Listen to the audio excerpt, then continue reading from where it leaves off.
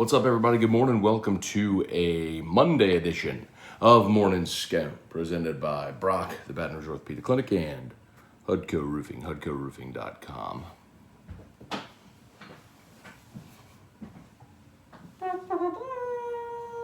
We've got a new chair. Well, you can't really see anything except this part, but ergonomic, comfortable. Little headrest.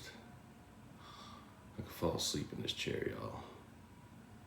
Anyway, I would literally fall asleep in the chair, so let me not do that. Okay, do me a favor, Facebook, like the page, share the post, like the page, share the post, like the page, share the post.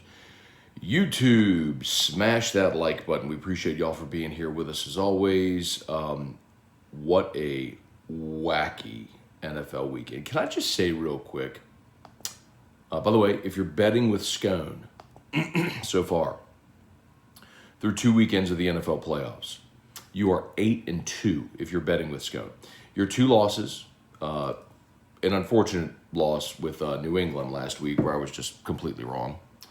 And then the Packers was my other loss where you needed a wackadoo blocked punt for a touchdown at the end of the game to lose that one. But you were 8-2, including a money line play on the Rams yesterday when everybody else said, you're crazy, bet on Tom Brady, blah, blah, blah, blah, blah. I said, nope, matchup favors the Rams, already beat them this year.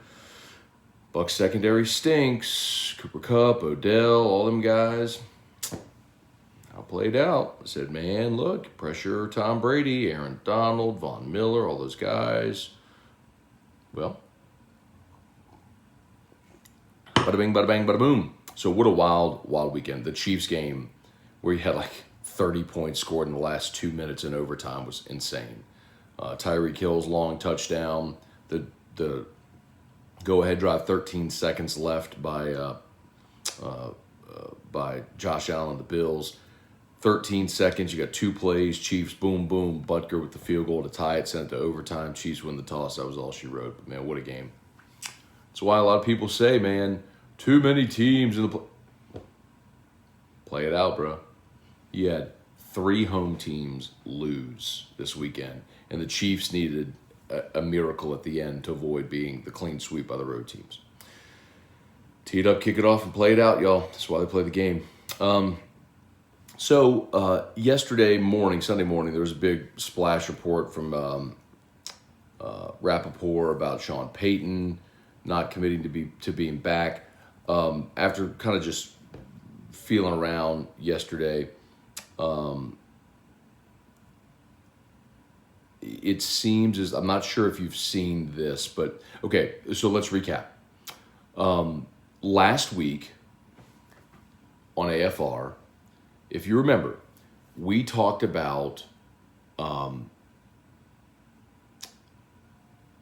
ESPN. All right, back up.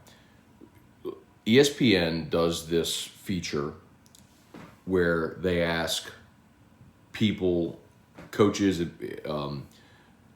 executives, under the condition of anonymity to make like bold predictions for the offseason. And a year ago, they nailed 8 of the 10. And I mean, there were some extreme things like the Rams trading Jared Goff, the Niners keeping Garoppolo but also drafting a quarterback, Patriots drafting a quarterback in the first round. Anyway, there were some really big time bold predictions, and they nailed 8 out of 10 of them.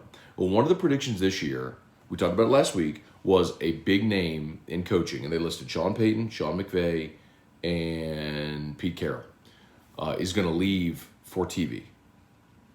And I told y'all this. I told y'all last week. I said, listen, it would not surprise me if Sean Payton leaves for TV or leaves for a front office job, because he's, again, a Bill Parcells mentee, and Parcells, remember, was never going to be a lifer. It's always thought Payton was never going to be a lifer, and that Parcells even left the Giants to do a 2-year stint in TV before getting back into coaching. I have maintained over and over again that Sean Payton is not leaving the Saints for another coaching job. He's not leaving for the Bears or the Cowboys or anything like that. Would he leave for TV? Would he leave for an executive job? I believe that. He's been with the Saints since 2006. The last 2 years have been very trying with all the COVID disruptions and then Drew Brees' retirement and then everything that this year entailed. It would not surprise me at all if Sean Payton stepped away. Well, Front Office Sports reported Sunday that Fox Sports is pursuing Sean Payton as a replacement for Troy Aikman if Aikman leaves for Thursday Night Football on Amazon. Now, Aikman and Buck have been the lead team for Fox for a long time. And remember, the reason that is, here's the report from Front Office Sports. Prior to the end of the 2021 season, sources say Payton was approached by at least one network about working in media. That appears to be a possibility. Of course, it all depends on whether the 58-year-old wants to do TV or remain on the sidelines. The Cowboys could make a run at Payton, yada, yada, yada, yada. Okay. So,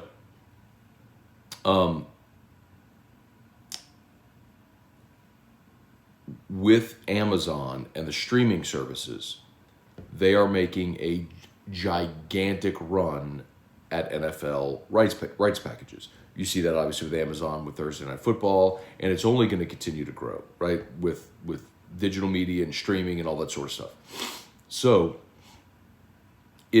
look at the look at the money that Pat McAfee just got from FanDuel. I mean, he got a 4-year, $120 million deal from FanDuel as a sponsor for his platform. It's incredible, the money that's being thrown around in digital right now. So it should not come as a great surprise, because if Amazon wanted, what did Romo get? Hang on.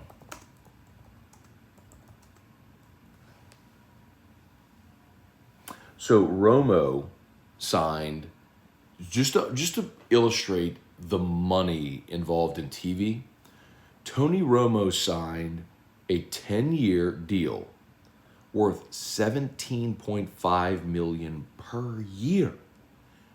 He doesn't have to get hit. He doesn't have to game plan and prep and do all prep for the broadcast, yes, but understanding very different than being in a game week as a player. And Romo's making $17.5. Even if Payton doesn't make $17.5, could he make the same in TV from Fox that he's making with the Saints, $8-9 million a year? Yeah, absolutely could. Probably would. And that's what it would have to be to lure him out. So just keep that in mind. It would not be a surprise to me if he left for TV, because they could make him a very attractive offer that it could be the right time at 58 years old for him to step away. It wouldn't surprise me at all.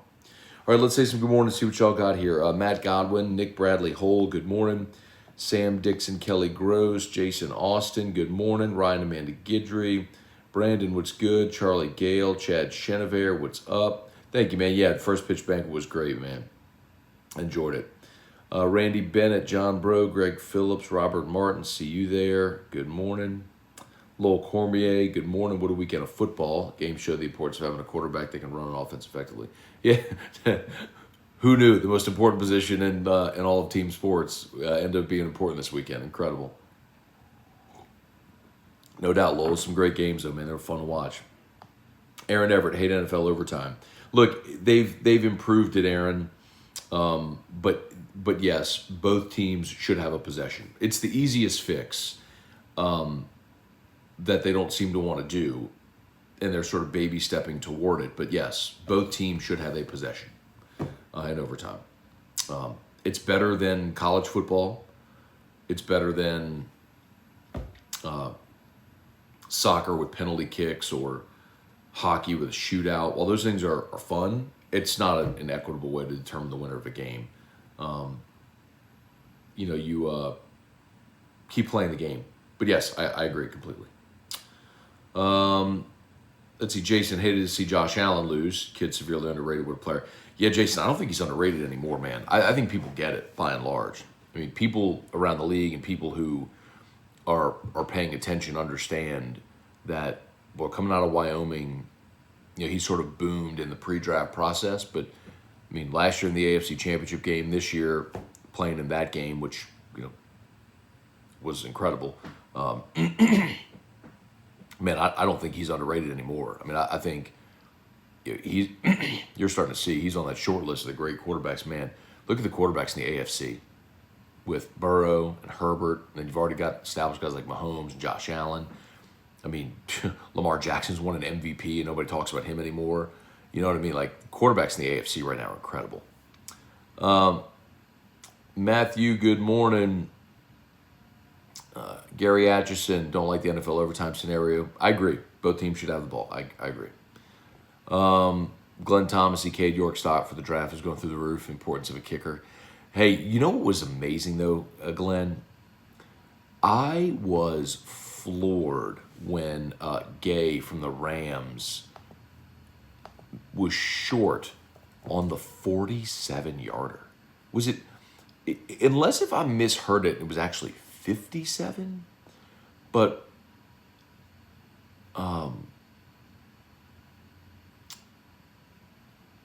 man, to be sure, I mean, that, the Rams, I mean, come on, like that should, 27-3 to allow that comeback the way they did. Cam Akers fumbling at the 1 yard line, short on the field goal. Akers fumbling again when they're trying to run out the clock. I mean, it was stunning that even got to be as close as it was. But, boy, he's never count out Tom Brady, man. But look at Stafford, threw for 366 yards in the game. 2 touchdowns, no picks. It was awesome, man.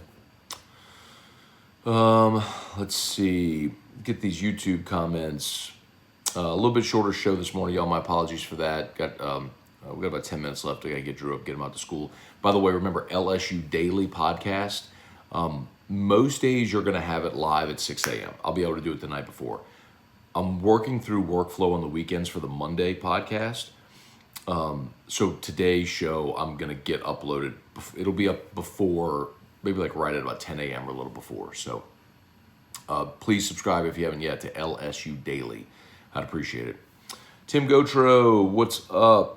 Pat Huseman, Joey Vincent, Brandon Williams, Trivia Carter, Bubba Tatum. I live in Florida. There was frost on my windshield this morning.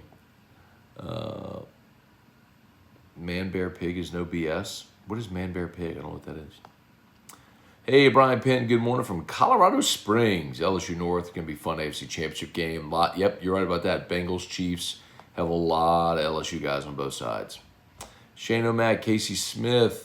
Today's a good day to buy more game coin. What a football weekend. Casey, it's always a good day to buy more game coin. Make sure your cost averaging is always a good strategy. Matthew Vincent, do you think NFL will change their overtime rules? Hopefully in time, but it'll take something egregious again to push them over that edge. What they're trying to avoid is longer games during the regular season, right? I mean, they want it to end quickly. You don't want to play a whole another quarter of football, risk injury, etc. I mean, that's why it's the way it is. Pat, I saw that Eli Apple tweet about Saints and Giants fans being the worst. Nah. It's been a problem everywhere he's gone, man. Forget him. Chad Landry wrapping matches. Wendell Norman, no Saint. Hey, Matt, that was the best divisional playoff weekend I can remember in my 51 years. It was a lot of fun. There's no question. Tremendous games. Tremendous games both days. All 4 games were fabulous. Cliff Nelson, what's up, man? Matt Lusto, hey, Janet. Best Ask E-Rock ever. If y'all missed it, we did an Ask E-Rock yesterday, so you can go back to yesterday's morning scone and check out Ask E-Rock. It was enjoyable. Hey, Mr. Jones, Carl Walker, morning, Matt. We need to stop complaining about overtime rules. Teams have 60 minutes to win the game. They're looking out for the safety of the players. Yeah, Carl, so part of me understands. Listen, here's what I'll say. There are definitely those saying, well, you're blaming the Bills' loss on a coin toss, right? Well, the Bills led with 13 seconds left. The Bills should have probably squib kicked, which would have taken time off the clock, instead of kicking it out of bounds.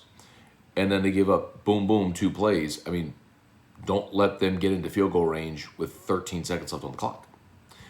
There's definitely that to be said. But you're also greatly determining the winner of a game based on the chance of a coin flip, and that's not cool. It's just not an equitable way to do it.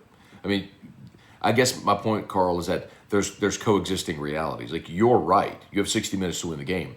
But after 60 minutes, it was a draw, and there wasn't a winner. And the more important thing is, especially in the playoffs, really in any game, is making sure you have a fair way to determine a winner. Hang on one second, y'all.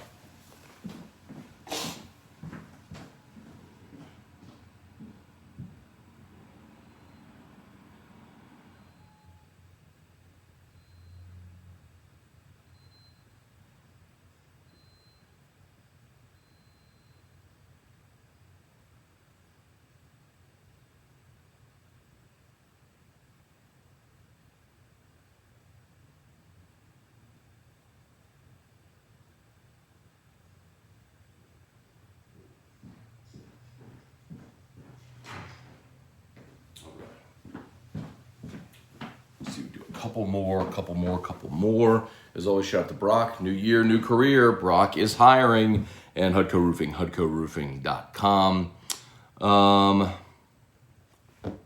SPC 1689. It was 47. Yeah. Oh, he was injured in pregame. Still crazy. Cliff Nelson went to Williams Eye Center last week. Did me right. Awesome experience. Love to hear that, Cliff. They are great, man. Dr. Blake and the whole crew, they're awesome, man. LSU Sway, good morning. Chris Cascio, good morning. Are we headed to the Niners-Bengals Super Bowl rematch? I don't think so, Chris. I do think, and listen, Niners have had the Rams number. They've beaten them 5 straight. But I do think the Rams exact vengeance. They gagged away that game against the Niners a couple of weeks ago in Week 18, which cost the Saints playoff bid. But I do think the Rams will win it. At home, should be favored. I think will win it. Just don't trust San Francisco's offense at all, and you give the Rams basically a do-over here. So I do think the Rams win, and I hate to say it because I know a lot of people are going to be super pumped about Burrow, but I do think it's going to be the Chiefs. Chiefs at home, and Mahomes is just playing outside of his mind right now. So yeah, I think we're going to get a Chiefs Rams Super Bowl. I think the Rams are going to be playing in their home stadium after 53 years, whatever it was, of not having a team play a Super Bowl in their home stadium. We're going to have it in back-to-back years, I think, with Tampa last year. And now I think the Rams are going to be in the Super Bowl this year in SoFi. Put 10 minutes on the clock in overtime, let it be decided. I'm okay with that, Cliff, but I'm also okay with just letting each team have a possession, and then after that you play sudden death. I hate ties too. Ron Ritchie, good morning. Arthur Coco, hey Dad, good morning. Caleb Bernard, Gary Atchison, good morning Matt in your new chair. Jamie Honore, hate it, but maybe it's time for Dennis Allen to take over. It could be. I mean, if Sean Payton steps aside, that's the most obvious choice, right? Is you just promote Dennis Allen. Because the Saints have built an incredible culture, and it's something you don't always see in professional sports, is where you successfully build a culture within an organization. Saints have done that, and they got a great locker room. They got great continuity among the staff. You can retain Pete Carmichael as OC. Dennis Allen could be head coach. That makes sense. It makes a lot of sense. Chase Pellegrin, David Tolson, past weekend's NFL Division playoff games were phenomenal. They were. Earl, good morning. Thoughts on Cincy at KC? Definitely pulling for Burrow. Would love to see that happen. Probably a bit premature. Kansas City, having gone to back-to-back Super Bowls, having this game at home, having all that playoff experience. I'm going to lean KC in the game against Cincy. And man, Cincinnati offensive line. Whew. Let's see. All right, I think we're just about done here. All right, I got to bounce, y'all. Have an awesome day.